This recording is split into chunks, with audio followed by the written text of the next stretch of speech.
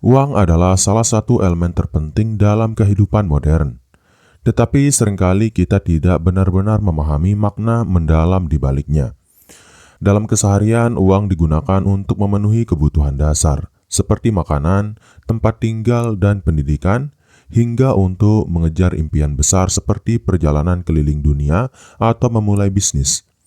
Namun, apakah uang benar-benar hanya sekedar alat tukar? Ataukah ada filosofi yang lebih dalam yang dapat membantu kita memandangnya dengan cara yang berbeda? Jawaban atas pertanyaan ini mungkin akan membuka perspektif baru tentang bagaimana kita memperlakukan dan mengelola uang. Seringkali kita terjebak dalam pola pikir bahwa uang adalah tujuan akhir yang harus dicapai dengan segala cara.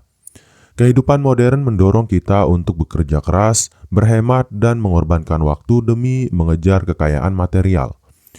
Namun filosofi uang mengajarkan bahwa uang bukanlah tujuan, melainkan alat untuk menciptakan kehidupan yang lebih baik dan lebih bermakna. Tanpa pemahaman yang mendalam tentang hal ini, kita beresiko menjadi budak uang, kehilangan waktu berharga, dan mengabaikan kebahagiaan sejati. Video ini akan mengajak Anda menyelami filosofi uang dari berbagai sudut pandang. Dengan memahami filosofi ini, Anda akan belajar bahwa uang tidak hanya soal angka, tetapi juga tentang nilai, pilihan, dan prioritas hidup. Dalam konsep uang sebagai alat hingga hubungan antara uang dan waktu, kami akan membahas 15 filosofi yang relevan untuk membantu Anda memandang uang dengan cara yang lebih bijaksana. Mari kita mulai perjalanan ini untuk mengenal filosofi uang yang dapat mengubah cara Anda melihat dunia dan diri Anda sendiri. Dan kita langsung saja ke filsafat uang yang pertama, yaitu adalah uang sebagai alat, bukan tujuan. Uang pada dasarnya adalah alat yang diciptakan untuk mempermudah manusia memenuhi kebutuhan hidup dan mencapai tujuan tertentu.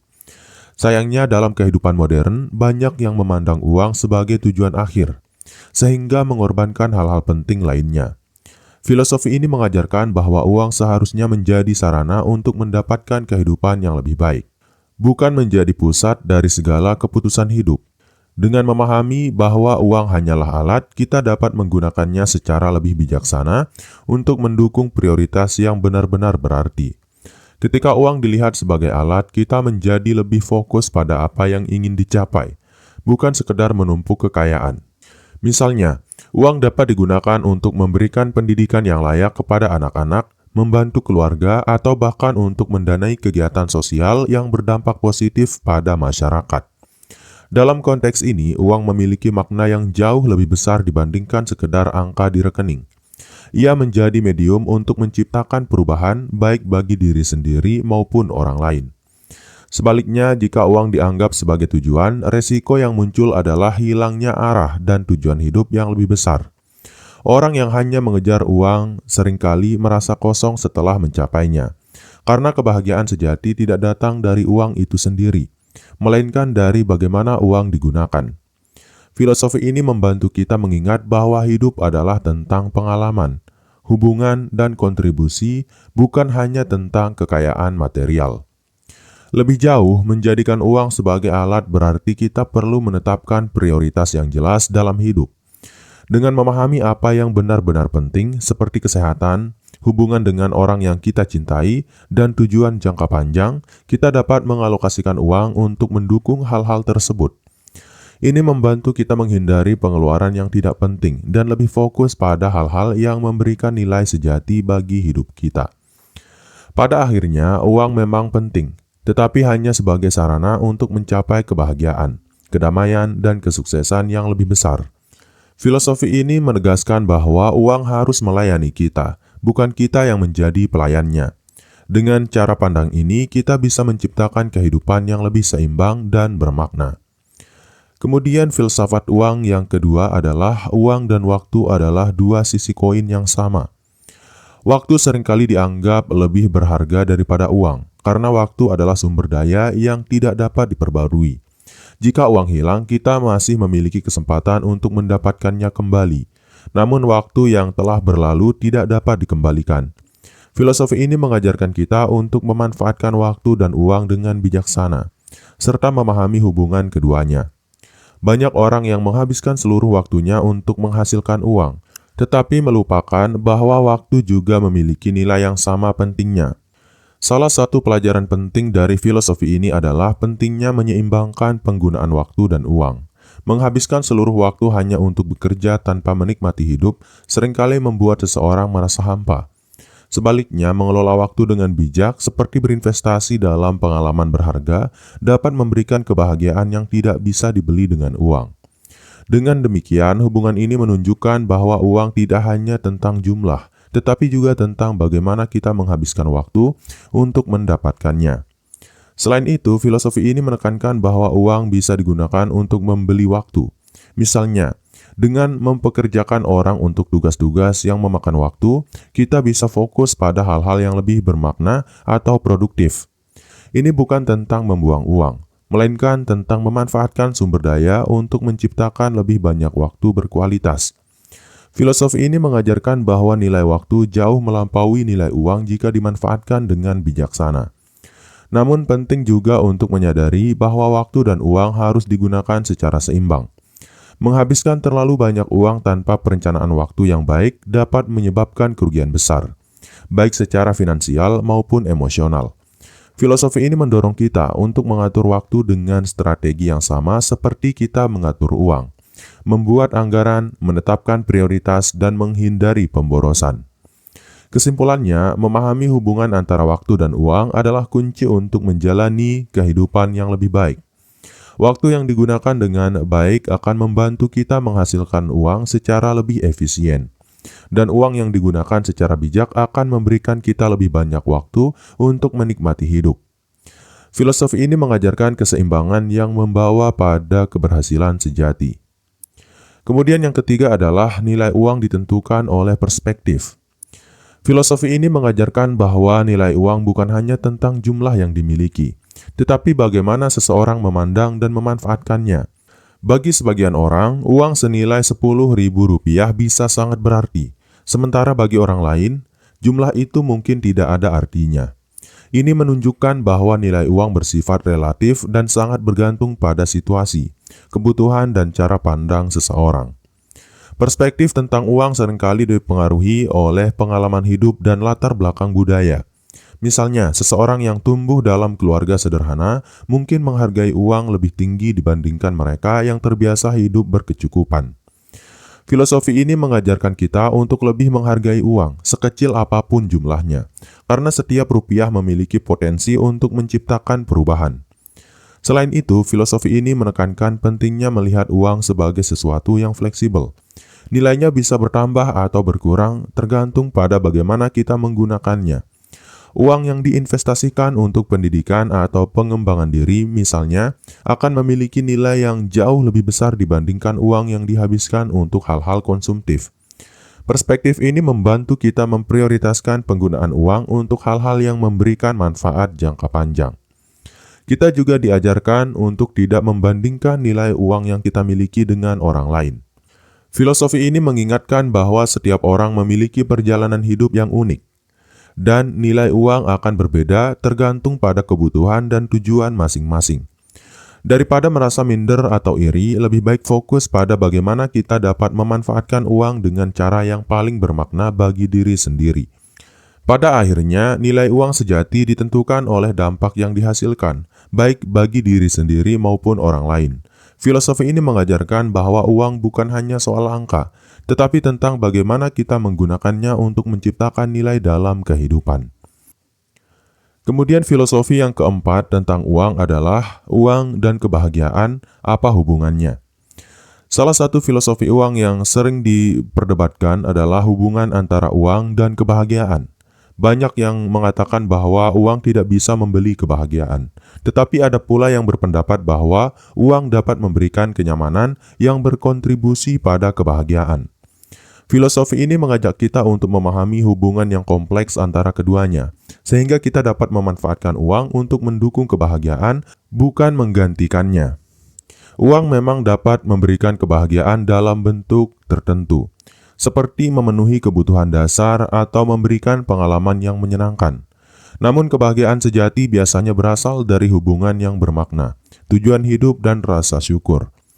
Filosofi ini mengingatkan kita untuk tidak terlalu bergantung pada uang sebagai satu-satunya sumber kebahagiaan, karena hal itu hanya akan menciptakan rasa kosong ketika uang habis.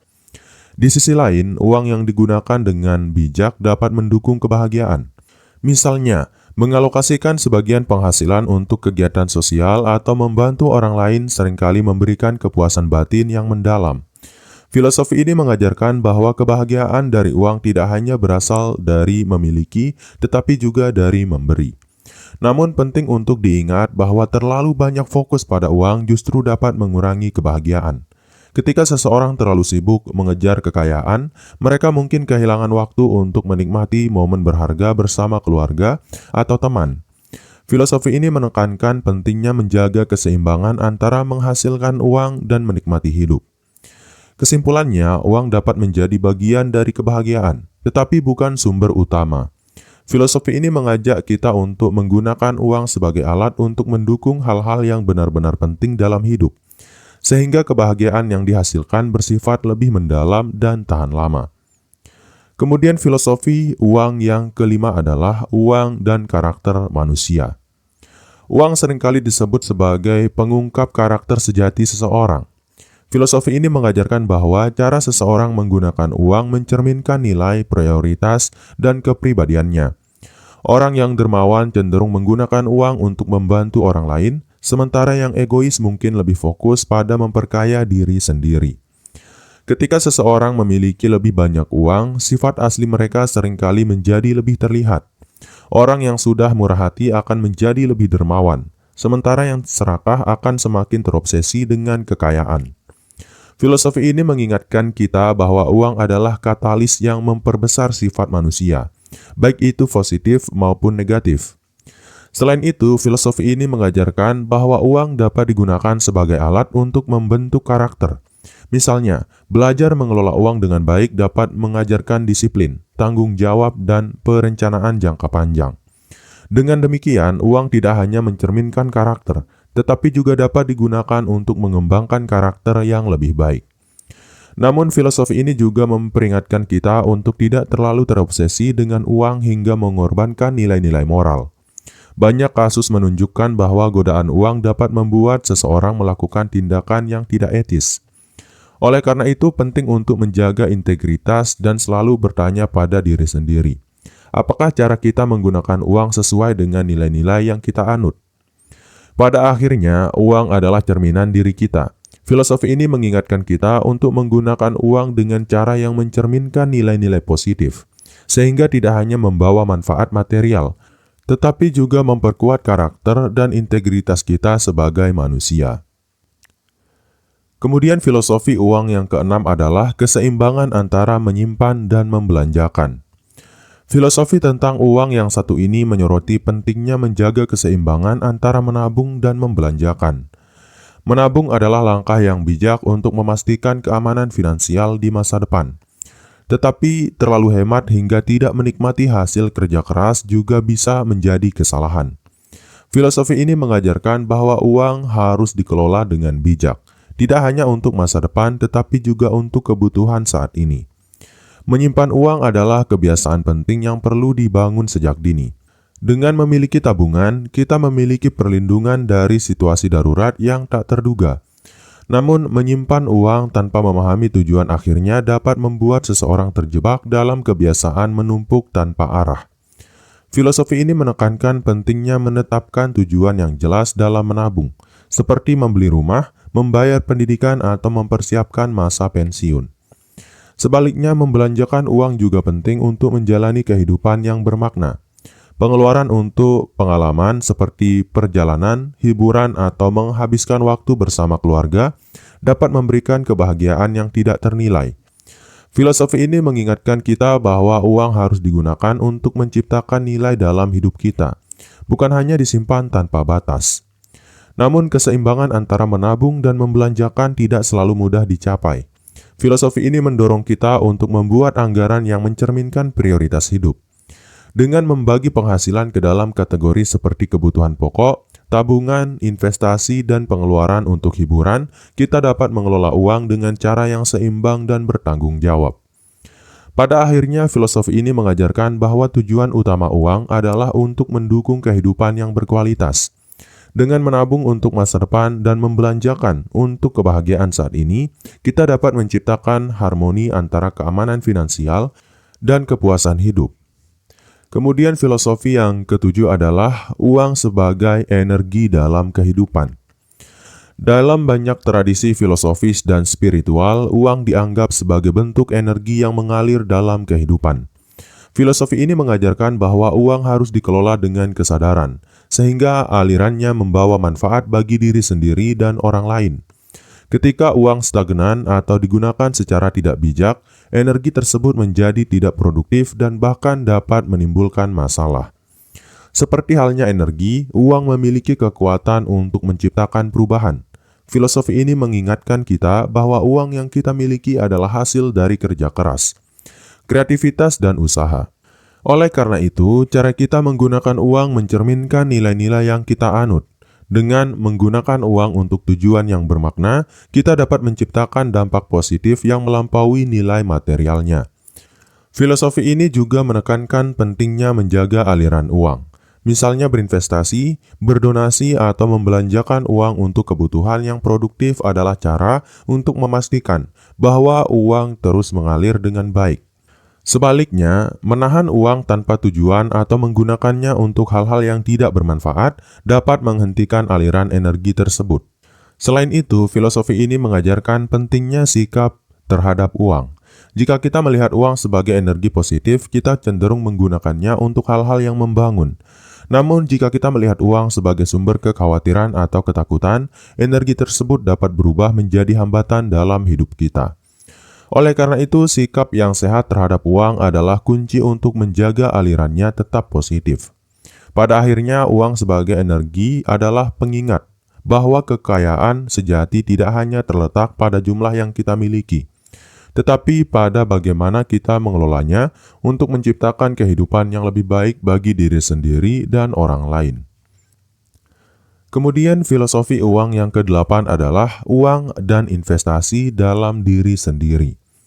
Salah satu filosofi uang yang paling penting adalah memahami bahwa investasi terbaik yang dapat dilakukan adalah pada diri sendiri. Uang yang dihabiskan untuk pendidikan, pelatihan, atau pengembangan diri selalu memberikan hasil yang berlipat ganda. Filosofi ini mengajarkan bahwa meningkatkan keterampilan dan pengetahuan adalah cara paling efektif untuk menciptakan kekayaan yang berkelanjutan. Investasi dalam diri sendiri tidak selalu membutuhkan biaya besar. Membaca buku, mengikuti seminar, atau belajar keterampilan baru secara online adalah beberapa cara untuk terus berkembang. Filosofi ini menekankan bahwa setiap rupiah yang dihabiskan untuk pertumbuhan pribadi akan membawa dampak positif yang jauh lebih besar dibandingkan pengeluaran untuk hal-hal konsumtif. Selain itu, filosofi ini mengajarkan pentingnya merencanakan investasi dalam diri sendiri. Dengan menetapkan tujuan yang jelas seperti belajar bahasa baru, mengambil sertifikasi profesional, atau memulai bisnis, kita dapat menggunakan uang untuk mendukung pencapaian tujuan tersebut. Hasilnya, kita tidak hanya meningkatkan kapasitas diri, tetapi juga memperluas peluang untuk sukses di masa depan. Filosofi ini juga menyoroti bahwa investasi dalam diri sendiri tidak hanya berdampak pada karir atau keuangan, tetapi juga pada kesejahteraan emosional dan mental. Ketika kita merasa berkembang dan memiliki keterampilan yang lebih baik, rasa percaya diri kita meningkat, dan ini membawa dampak positif pada semua aspek kehidupan. Pada akhirnya, uang yang diinvestasikan pada diri sendiri adalah uang yang tidak akan pernah hilang. Filosofi ini mengingatkan kita bahwa dengan menjadi versi terbaik dari diri sendiri, kita memiliki kemampuan untuk menciptakan kehidupan yang lebih bermakna dan sukses.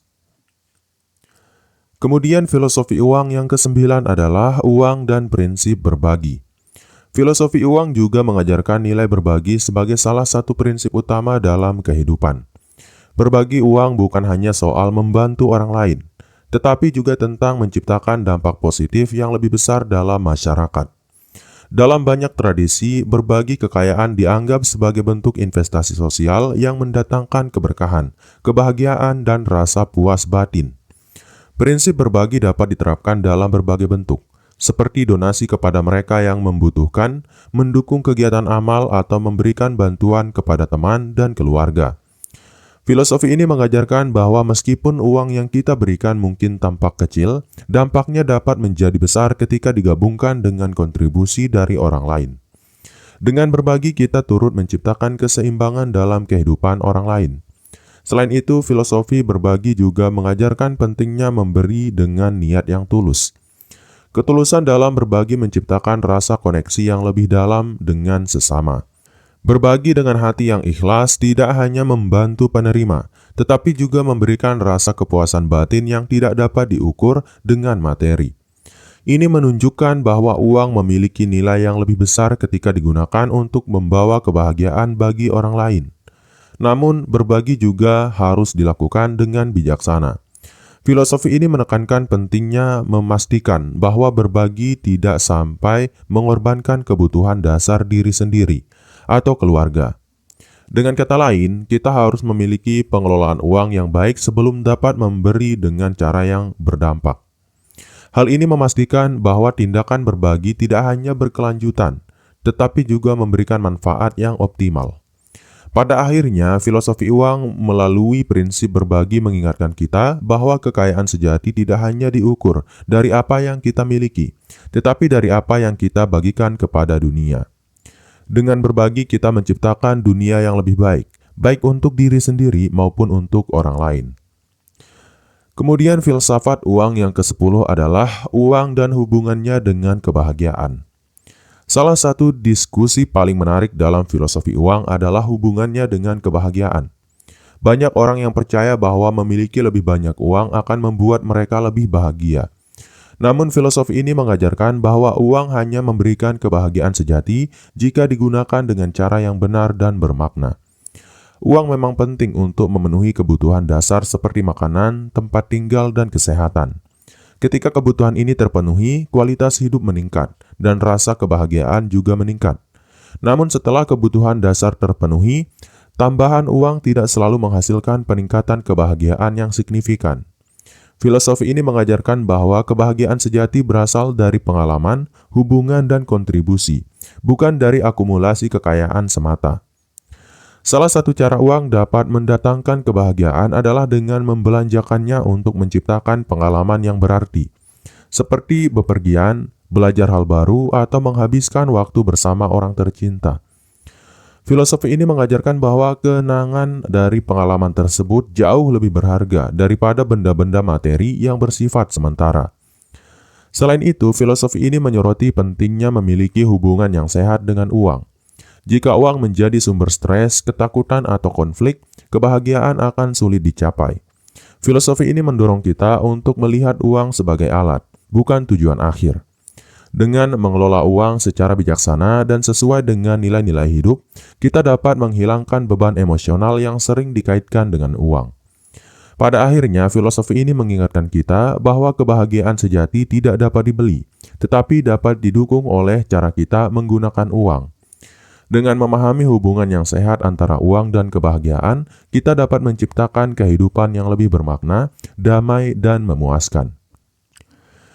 Kemudian yang ke-11 adalah uang sebagai cerminan nilai hidup.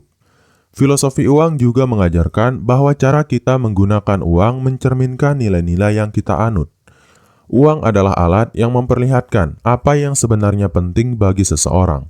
Pilihan, pengeluaran, tabungan, atau investasi mencerminkan prioritas, tujuan, dan pandangan hidup kita.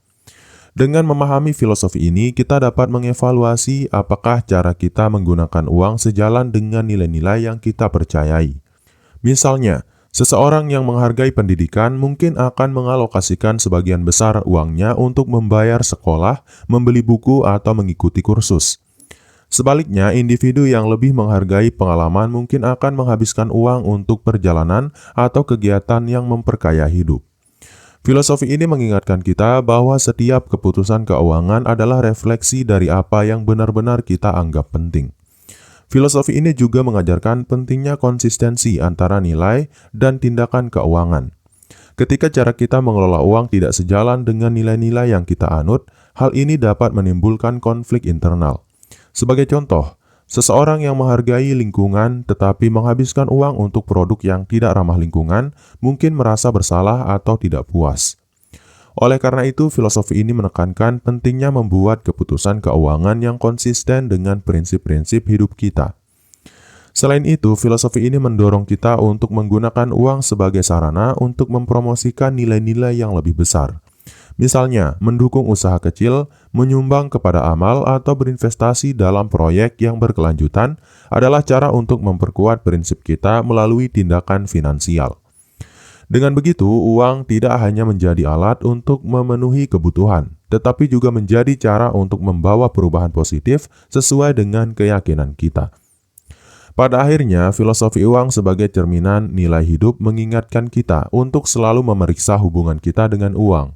Dengan menggunakan uang secara sadar dan selaras dengan apa yang benar-benar kita yakini, kita dapat menciptakan kehidupan yang lebih otentik dan bermakna. Filosofi ini mengajarkan bahwa kekayaan sejati tidak hanya terletak pada jumlah uang yang kita miliki, tetapi pada bagaimana kita menggunakannya untuk mencerminkan dan memperkuat nilai-nilai terbaik dalam diri kita. Kemudian filsafat uang yang ke-12 adalah uang sebagai alat untuk mencapai kebebasan. Salah satu filosofi yang paling penting tentang uang adalah bahwa uang dapat digunakan sebagai alat untuk mencapai kebebasan. Kebebasan di sini tidak hanya berarti kemampuan untuk membeli apa yang diinginkan, tetapi juga kebebasan dari kekhawatiran keuangan, tekanan hidup, dan keterbatasan yang sering menghalangi orang mencapai tujuan mereka. Dengan pengelolaan yang baik, uang dapat memberikan kebebasan untuk memilih jalur hidup yang lebih sesuai dengan impian dan nilai-nilai seseorang. Filosofi ini mengajarkan pentingnya membangun kebebasan finansial melalui tabungan, investasi, dan pengendalian gaya hidup. Ketika kebutuhan dasar dan kewajiban terpenuhi, seseorang memiliki ruang untuk mengejar passion, meluangkan waktu untuk keluarga, atau melakukan perjalanan yang bermakna. Namun, filosofi ini juga menekankan bahwa kebebasan yang diberikan oleh uang harus dilihat sebagai sarana, bukan tujuan akhir. Kebebasan yang sejati datang dari rasa cukup dan keselarasan dengan tujuan hidup. Orang yang terus-menerus mengejar kekayaan tanpa memperhatikan apa yang sebenarnya ingin mereka capai seringkali kehilangan kebebasan emosional dan mental. Kebebasan finansial juga berarti memiliki kemampuan untuk berkata tidak pada hal-hal yang tidak sesuai dengan nilai-nilai kita. Dengan memiliki kendali atas uang, seseorang dapat membuat pilihan yang lebih bijaksana tanpa terpaksa mengikuti arus atau tekanan eksternal. Filosofi ini mengingatkan bahwa kebebasan sejati adalah tentang memiliki kendali atas hidup, bukan sekedar jumlah uang yang dimiliki. Pada akhirnya, uang adalah alat yang kuat untuk membangun kebebasan. Dengan menggunakannya secara bijak, kita dapat menciptakan kehidupan yang lebih bermakna, bebas dari kekhawatiran yang tidak perlu, dan penuh dengan peluang yang memungkinkan kita untuk menjadi versi terbaik dari diri kita. Kemudian yang ke-13 adalah uang dan hubungan antar individu. Filosofi uang juga menyoroti peran uang dalam hubungan antar individu.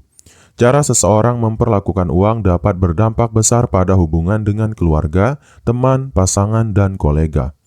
Dalam banyak kasus, konflik keuangan menjadi salah satu penyebab utama masalah dalam hubungan, baik di ranah pribadi maupun profesional.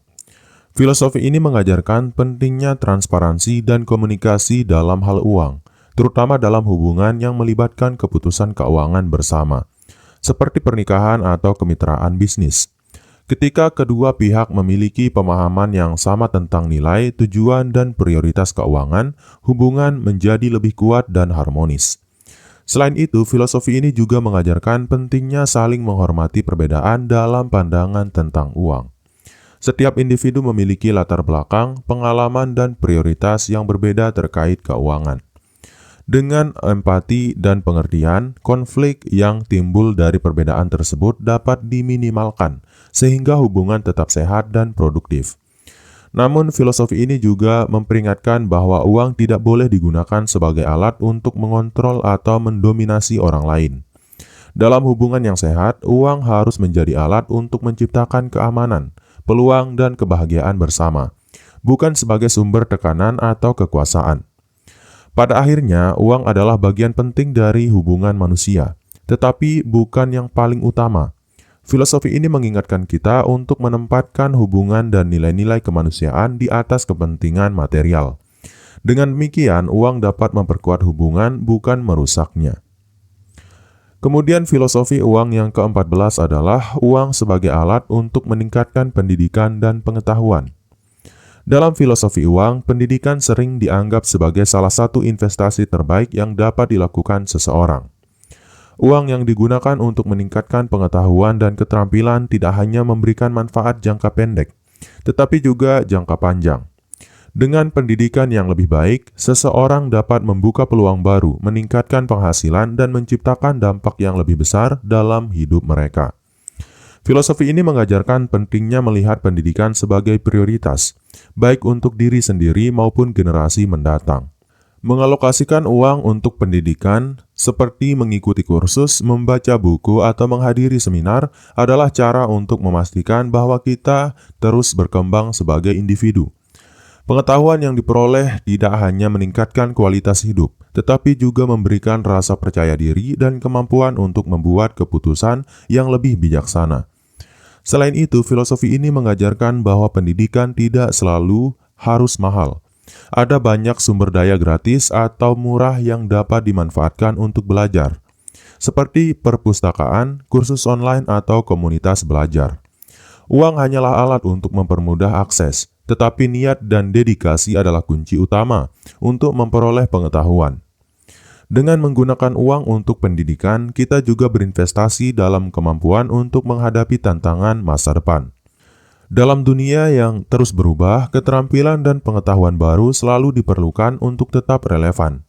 Filosofi ini mendorong kita untuk terus belajar dan berkembang, tidak peduli usia atau tahap kehidupan. Pada akhirnya, uang yang digunakan untuk pendidikan adalah uang yang digunakan untuk masa depan. Filosofi ini mengajarkan bahwa investasi dalam pengetahuan adalah salah satu cara terbaik untuk mencapai kehidupan yang lebih baik, bermakna, dan penuh potensi. Kemudian filosofi uang yang terakhir atau yang ke-15 adalah uang dan makna kehidupan.